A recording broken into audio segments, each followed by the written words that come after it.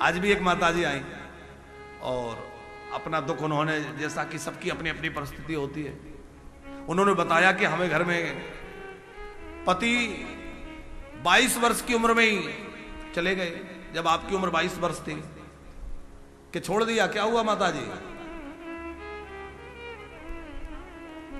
कमर तोड़ के देखो, कमर में अभी भी पट्टा लगा है, कमर की हड्डी टूटी हुई है, यहीं आ जाओ।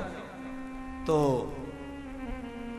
पति ने मारपीट करके उस समय छोड़ दिया, जब आपकी उम्र मात्र 22 वर्ष की थी, बच्चे हुए नहीं, जैसे तैसे नौकरी करके किसी तरह से अपना जीवन गुजारा, पर संस्कार ऐसे थे, दूसरा ब्याह किया नहीं, और जैसे तैसे जीवन तो कट गया। लेकिन अब बुढ़ापा, ये बुढ़ापा बड़ा कठिन है। क्या हुआ था? पतिदेव ने क्यों छोड़ दिया?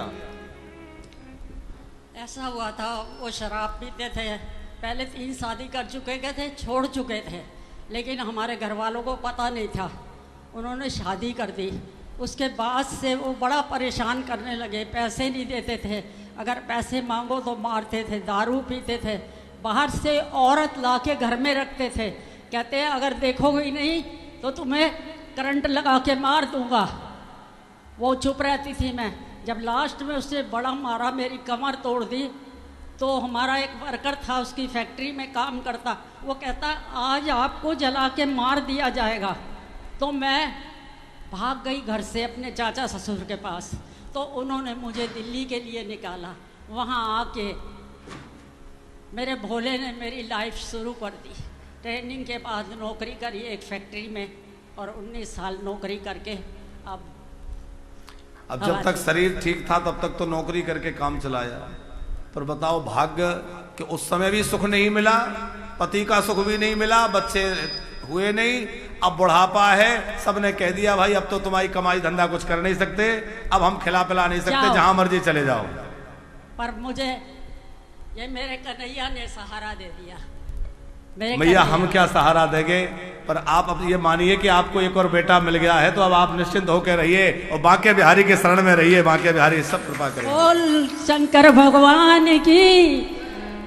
तो ठीक है, ब्रज जाइए, आप निश्चिंत होकर रहिए, अब आपको कोई चिंता नहीं करनी है। वानप्रस्थ आपका अपना घर है, हम आपके बच्चे हैं, ये सब आपका परिवार है, आपको यहाँ बढ़िया से रखा जाएगा, कोई परेशानी नहीं होगी।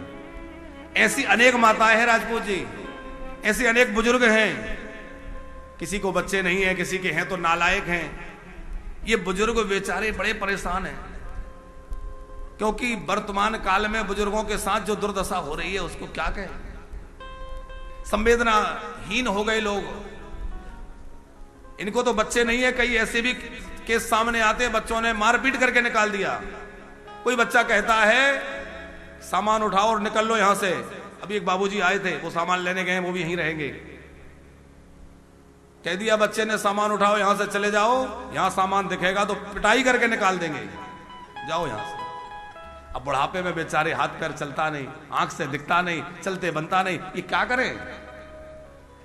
ये बात हम देखो इसलिए कह रहे हैं राजपूत जी, कई लोगों को लगता है कि कथा करते करते महाराज जी लोगों को क्या पड़ी है कि दुनिया भर का दान मांगते हैं, ये करते हैं वो करते हैं। अरे भैया हम कहते हैं हमें झोली भी फैलाना पड़े और ऐसी माओ की सेवा कर सके तो फैलाएंगे, लेकिन ऐसी माओ को दर दर भटकने नहीं देंगे।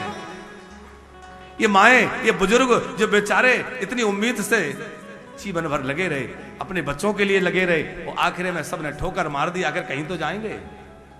यदि उनको यहां सहारा मिलता है, यहां वो रह पाते हैं, अपना बुढ़ापा बचा हुआ जीवन आराम से काट लें, इससे बड़े पुण्य की क्या बात होगी। हम तो कहते हैं भैया आप भी किसी के धर्म पुत्र बन के, दत्तक पुत्र बन करके इन माओं की, इन बुजुर्गों की सेवा के लिए आप भी आगे बढ़िए और इन माओं की सेवा करिए, इससे आपको इतना पुण्य मिलेगा कि जिसकी गणना नहीं हो सकती। और सबसे निवेदन है कि अपने माँ बाप का तिरस्कार ना करें, अपने माँ बाप की कभी अवहेलना ना करें, क्योंकि माँ बाप ने आपको किन अरमानों से पाला होगा, माँ बाप ने आपके लिए कितनी मन्नतें मांगी, और उन माँ बाप को सताओगे जीवन में कभी सुखी नहीं रह पाओगे। अपने माँ बाप की खूब प्राणपण से सेवा करो, और जिन नालायकों ने अपने माँ बाप को ऐसे छोड़ दिया है, उन माँ बाप के लिए भी हम जितना हो सके सहारा बने। इन माँ बाप के लिए भी कम से कम एक माँ के भोजन की जिम्मेवारी हम ले लें, एक माँ को हम जो है वर्ष भर भोजन कराएंगे या एक दिन भोजन कराएंगे, आप अपने हाथों आकर के खिलाइए। और कभी आपको लगे तो किसी माँ को आप आजीवन सेवा ले लीजिए कि एक माँ की जिम्मेवारी आजीवन के लिए मैं लेता हूं, तो इन माओं को बेसहारा न रहना पड़े, इन माओं को दर दर न भटकना पड़े, ये माएं आनंद से यहां रह सकें, भगवान का भजन करें, भगवान के नाम में लगें, कीर्तन महोत्सव में लगें और आनंद से इनका बुढ़ापा कट के ये भगवान के धाम को प्राप्त हो। यही हम लोग आप लोग मिलकर प्रयत्न करें।